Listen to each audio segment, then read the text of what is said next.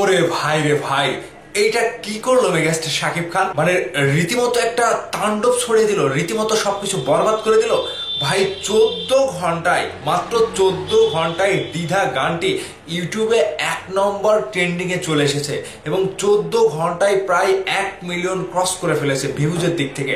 তাহলে বুঝতে পারছেন মেগাস্টার শাকিব খান এটা কি করে বসেছে। এই সবকিছুই শুধু শাকিব খানের দোষ।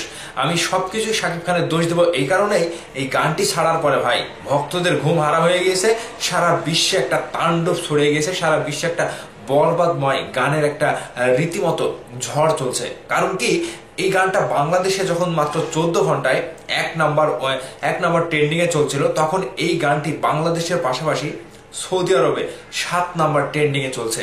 সোশ্যাল মিডিয়া ঘুরতে ঘুরতে আমি দেখলাম সৌদি আরব থেকে একজন পোস্ট করেছে যে সৌদি আরবে বর্তমানে এই গানটি 7 নম্বর ট্রেন্ডিং এ চলছে। তাহলে এই গানের পেছনে কারিশমাটা কার? শাকিব খানের, ইদিকা বলেন, নাকি প্রীতম হাসানের? হ্যাঁ, এই গানটি প্রীতম হাসানের ইউটিউব চ্যানেল থেকেই প্রায় 1 মিলিয়ন ক্রস করেছে ভিউজের দিক থেকে, এবং এই গানটি প্রীতম হাসানের ইউটিউব চ্যানেলে 1 নম্বর ট্রেন্ডিং এ চলছে। এখন প্রীতম হাসান শিল্পী, প্রীতম হাসান এই গানের জনক। এই গানটি তিনি লিখেছে, সুর করেছে, গান গেয়েছে, মিউজিক গেয়েছে, সবকিছু কি তার ক্রেডিট? না ভাই, এই গানটির ক্রেডিট তো প্রীতম হাসানের রয়েছে, পাশাপাশি শাকিব খান ছাড়া এই গানটি সম্ভব হতো না। কারণ এই গানটিতে রীতিমতো ভক্তরা যেভাবে সাড়া ফেলেছে, আমার বিশ্বাস এই গানটি ভাইরাল একটি গান হবে এবং প্রিয়তমা রাজকুমারের থেকেও এই গানটি জনপ্রিয়তার শীর্ষ অবস্থান করবে। তবে বরবাদ সিনেমার এই গানটি নিয়ে একটু দ্বিধামত ছিল, আমার কাছে একটু দ্বিধামত ছিল যে গানটির কালারিজম ব্যাপারটা খুব একটা দিচ্ছিল না, খুব একটা চকচকে ঝকঝকানি ব্যাপার নাই।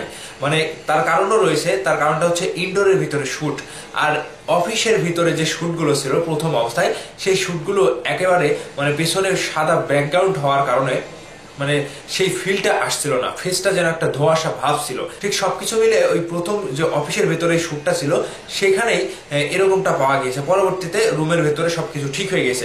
তো আশা করছি প্রীতম হাসানের যারা সঙ্গীত আয়োজনে যারা গান শোনে তাদের জন্য এই গানটি নতুন ধারা বয়ে দিয়েছে, এবং প্রীতম হাসানের গান যারা রীতিমতো রেগুলারিটি মেনটেন করে শোনে তাদের কাছে এই গানটি খুবই ভালো লেগেছে।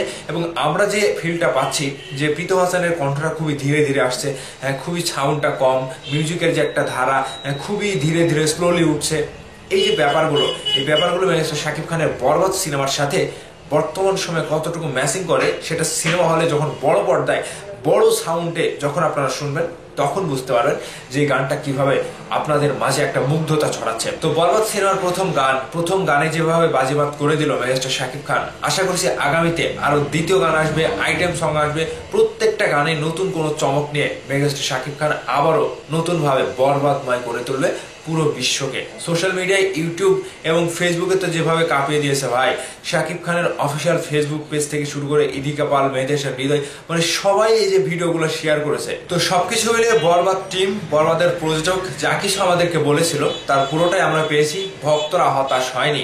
এই গানটি আরো একটু লাউডলি সাউন্ড আসলে গানটি আরো ভালো লাগতো, প্রিয়তমার মতো ফিলটা দিত, এবং এই গানের মিউজিকটা আরো একটু ফাস্ট হতে পারতো। ভাই ব্রাদার্স, আপনাদের কাছে সবকিছু মিলে এভারেজ, নাকি এই গানটা হিট, নাকি নাম্বার 1 ট্রেন্ডিং এ চলে গিয়েছে বলে এই গানটি সকলের উপরে বরবাদ করে দিচ্ছে? বিষয়টি আপনাদের মতামত হিসেবে ভিডিওর নিচে কমেন্ট করে অবশ্যই জানাবেন।